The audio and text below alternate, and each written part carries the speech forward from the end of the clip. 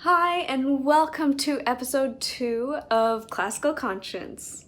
I am so excited because today I'm going to be joined by my first guest, the composer who wrote the music for Batman, Edward Scissorhands, Good Will Hunting, The Nightmare Before Christmas, Milk, and the theme for The Simpsons, the amazing one and only Danny Elfman.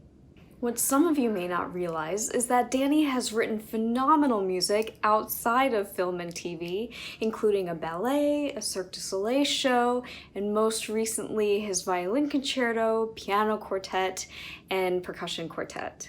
For this episode, I asked Danny to join me in a conversation about his Violin Concerto. So, let's dive in and say hello to Danny. Okay, here we are with Danny Elfman. Hi, Danny. Hi. How are you? I'm doing okay, doing all right. Glad to Very be here. good. Thank you so much for joining me today.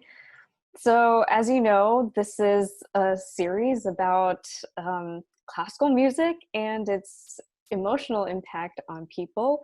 And although most of us know you as a film composer, let's just start by having you tell us a little bit about, how has classical music influenced you, whether from when you were young or maybe not until as an adult? Start anywhere.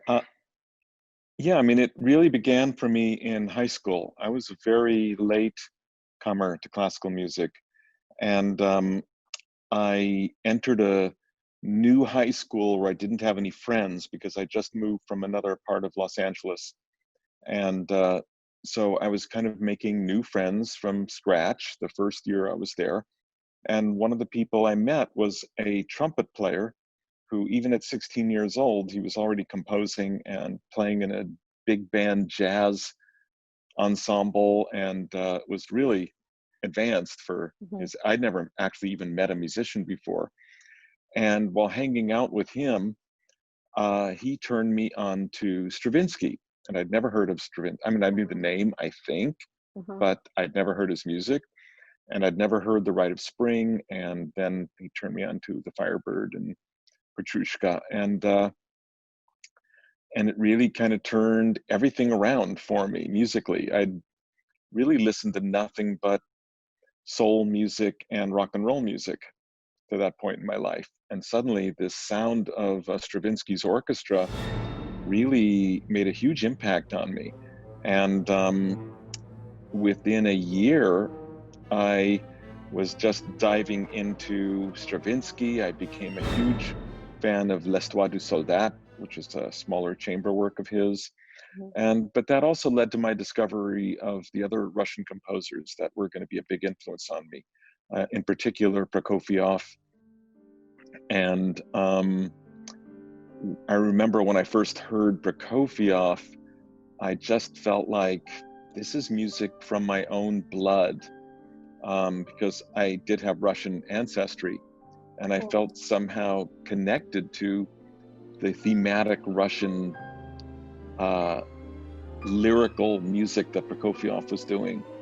And it just kind of turned me around completely. Wow. So do you find that those influences you had when you were a teenager are prevalent in your writing style regardless of what you're writing for? It really helped define my writing style in many ways, because I mean, I grew up on movies, so I knew the closest thing I knew to classical music was movie music. And for example, after I wrote Batman, somebody asked me, I hear that you probably have some Wagner influence. And I go, no, I've never listened to Wagner, but I did listen to a lot of Max Steiner and Eric Korngold, and they probably listened to a lot of Wagner, coming from where they did. So it's secondhand Mahler and Wagner and Holst and composers that were the big influencers of the 20th century film composers. Hmm. I was exposed to secondhand through the film music. But it wasn't until I listened to the Stravinsky and the Prokofiev that I really felt like, wow, where this can really go places way beyond what I was hearing in the film music, because the composers I listened to, Bernard Herrmann and Max Steiner and Franz Waxman and Eric Korngold, I mean, they could be very lyrical with the music, but the lyricism was generally uh, limited to specific little bits of time. Korngold, in particular, was a very powerfully thematic composer, and I loved his music, Hmm. but you'd get a snip of it for a minute and a half, for a minute, and suddenly I was hearing pieces that were going 7, 8, 9 minutes long, and it was like, wow, they could really do things that I'm not hearing in this film music. And I'm not sure which piece of Prokofiev's uh, in particular, there was kind of so many. It was almost like everything I was hearing was really hitting bullseyes for me. And then finally Shostakovich after Right. Prokofiev. But uh, it just kind of opened up where harmonically you can take a lyrical piece of music and stretch it out from the confines of what they were doing in the film music that I remembered growing up.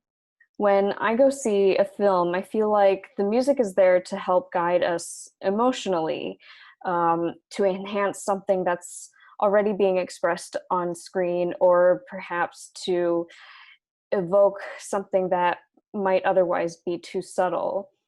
Do you feel the same way when you're writing music for film?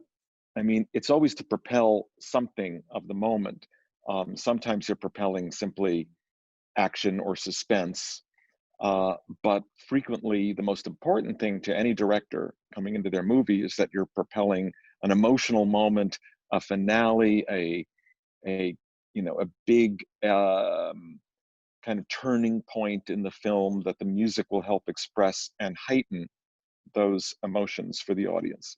Exactly. So I'm wondering if you can talk about that ideal from the perspective of writing classical music, because often in classical music, we have very serious discussions about harmony and rhythm and history.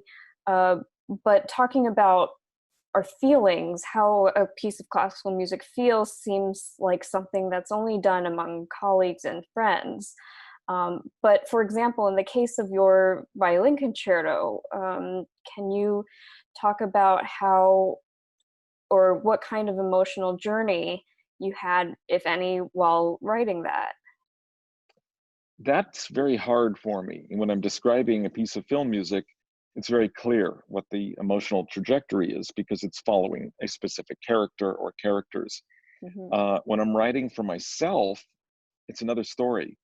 Uh, I'm never thinking of anything specifically. Like I'll read stuff about other composers talking about this work was an emotional journey of this character or this mythological character or of this literary uh, kind of character, but I don't think like that. And I think probably as I left film music and began to write concert music, it was the pleasure of not having to tell a specific story Hmm. that really intrigued me. When I listen to Prokofiev or Shostakovich, I'm hearing very emotional music, but the emotions I'm feeling and the kind of narrative that I'm coming up with is very different than what somebody else will come up with. It's not specific, it's personal for me, and that somebody else will hear the same passage of music and may still find it's emotional, but get something completely different out of it. And that's what appeals to me. I agree. I think that that is one of the most magical aspects of classical music, just how people can sit and listen to the same piece and come away with something extremely personal. And, sometimes people feel the same thing and sometimes they feel completely different emotions, and all of it is okay. All of it is wonderful. For example, with the end of your violin concerto, in the fourth movement, you create this monstrous build. We come to a climax that is bigger than anything else we've heard in the entire concerto. And the letdown after that is just as dramatic as the build up to it, because you end the piece the same way you began. And to me, it's like we're reaching and reaching and reaching, and suddenly we achieve something, but then coming back down to the beginning as being the end is something that's both heroic but also quite tragic in my mind. But I had an audience member come up to me after one of our performances and tell me that for her, the ending, while still finishing quietly, was actually extremely triumphant, that it was more of a sense of relief for her than a tragedy. And I found that extremely interesting. So I wonder, do you have any specific thoughts about the end of the piece as you were writing it? I'm not even sure how I thought. After I wrote it, one of the first people to hear it when we did our early rehearsal was Molly, my daughter, and as you know, and she came up with a whole narrative. And she was telling me like the story of what each movement was telling her, and I was like, okay. I'm not going to say that that's right or wrong. I mean, you may know better than I do. But I liked the fact that she was coming up with a narrative that wasn't what I was imagining. So as a composer, can you talk a little bit about maybe what you are thinking? The parts for me usually are where melodically I'm doing something with a melody harmonically that's taking me somewhere where I haven't gone with the film music, that I found always very satisfying. Like in the beginning, I start with this simple melody, as you know.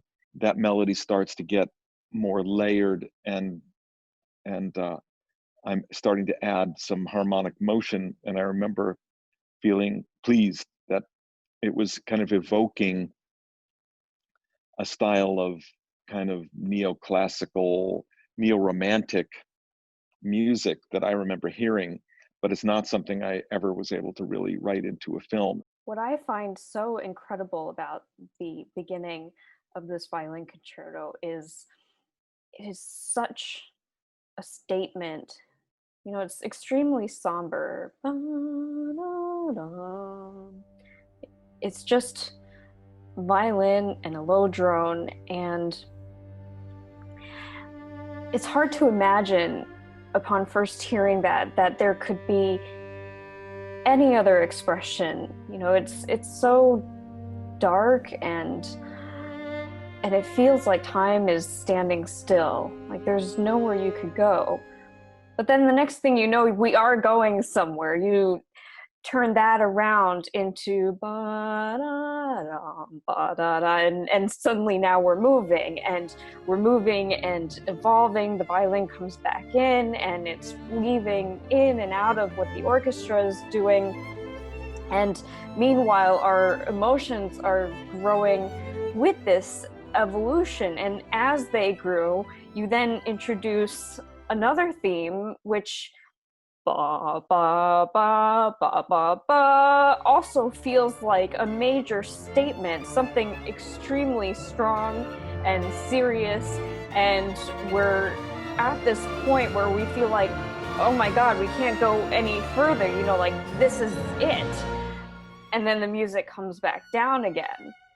And little do we know that later on, you're going to bring that back, ba, ba, ba, ba, ba, ba, but it's not going to feel anything like we just felt. It's fun, and it's now a gypsy dance, and the bow is flying all over the strings, and it's just something so equally unforgettable, but completely contrasting.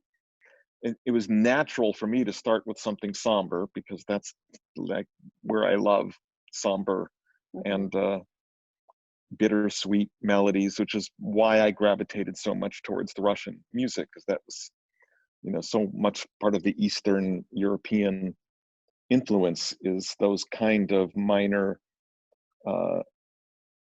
met somewhere between bittersweet and heartbreaking, or just romantic, or often darkly romantic melodies.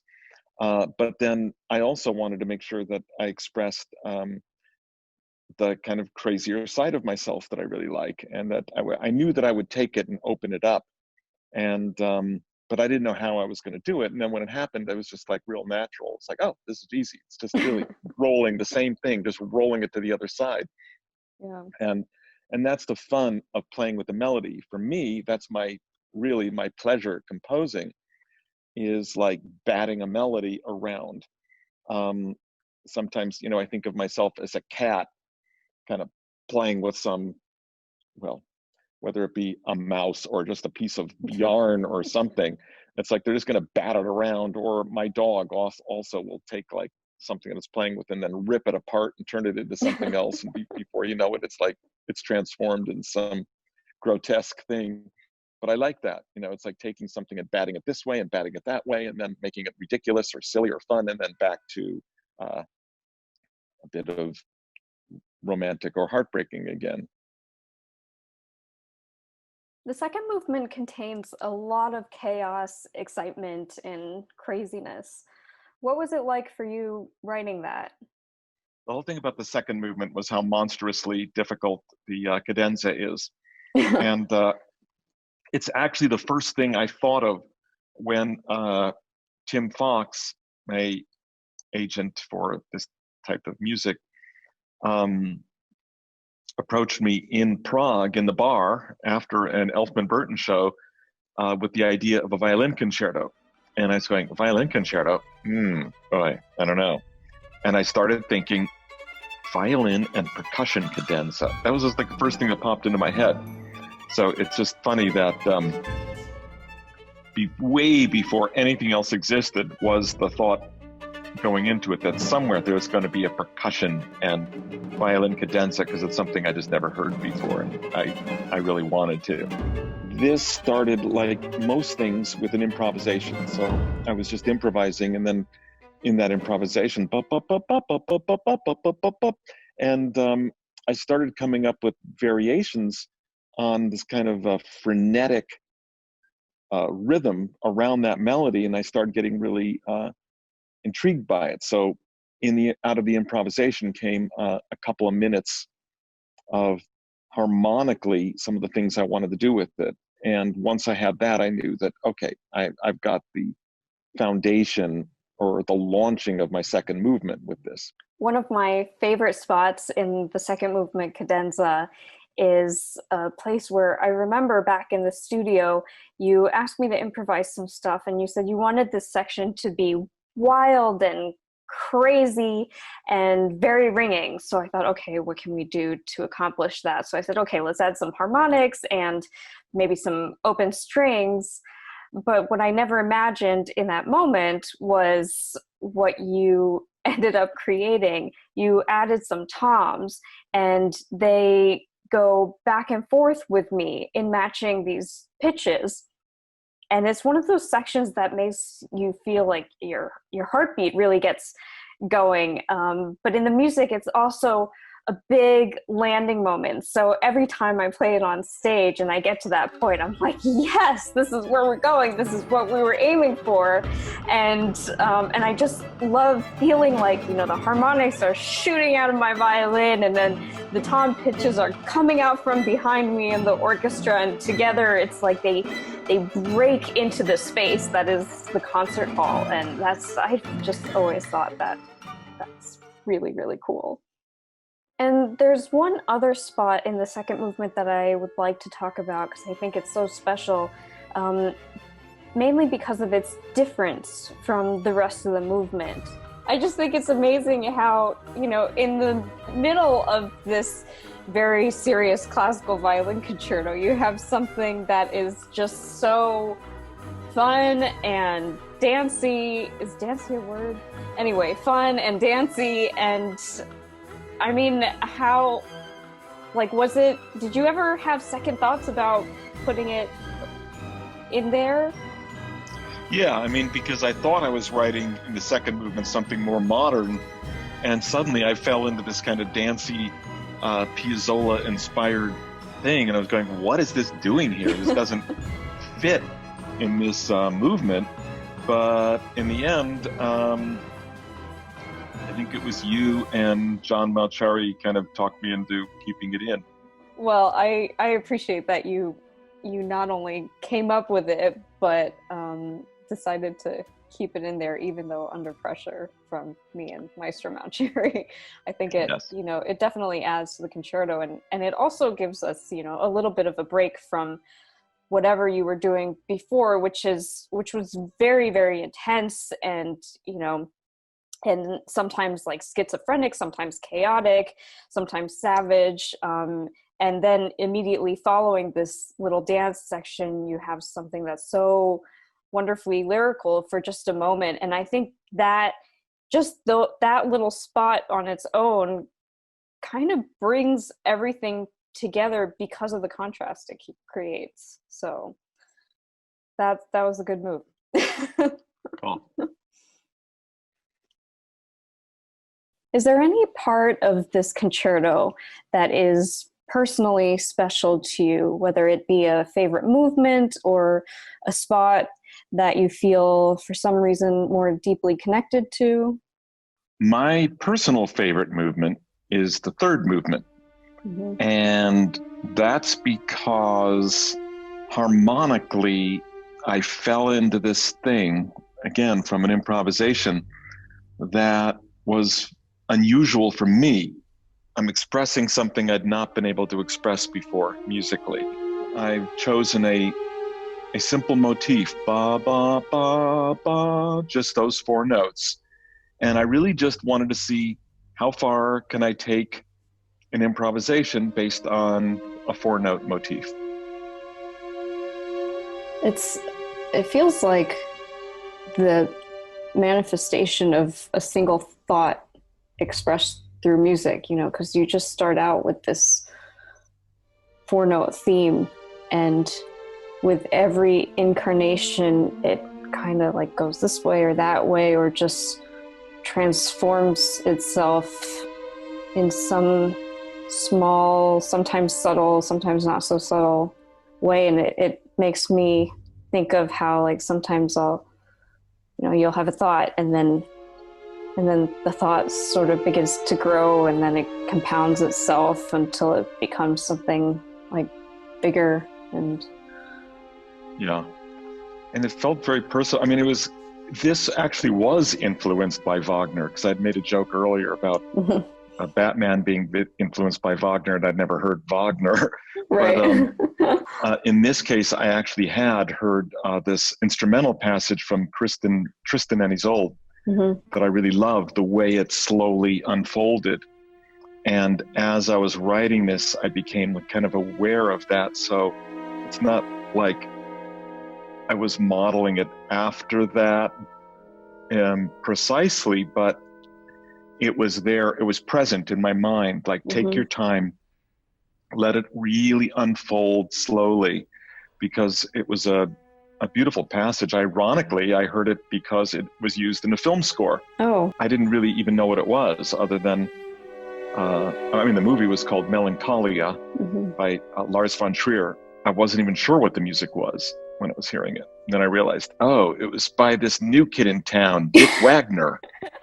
Yeah, he's good. Gonna have to keep my eye on him. This Wagner kid, wow.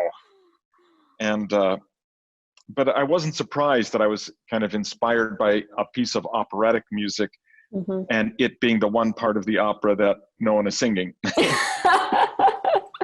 Because similarly, there's some other operatic pieces of music that I really love, and they're generally in between pieces that are playing as between acts or something, In the end, I think because of that, I felt like there was a personal expression there that was unexpected for me. I didn't think I was going to go to that place in the in the third movement. And in doing so was my most satisfying moment in the writing.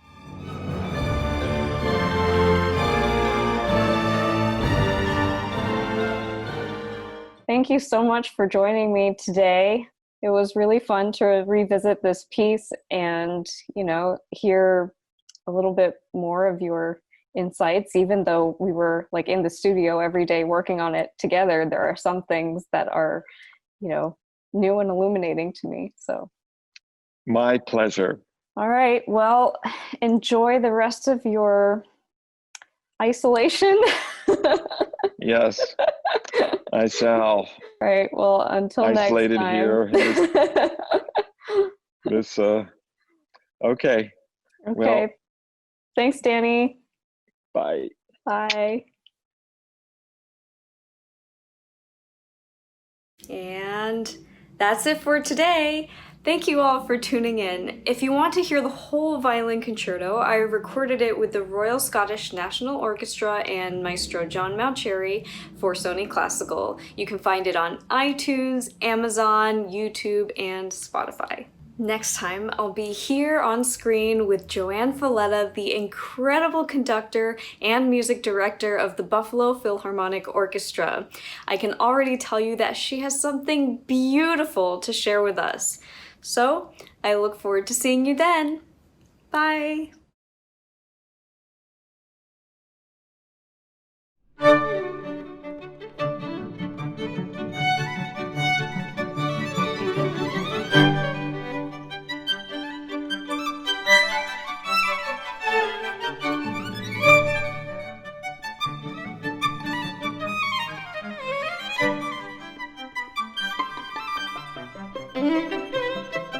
Thank you.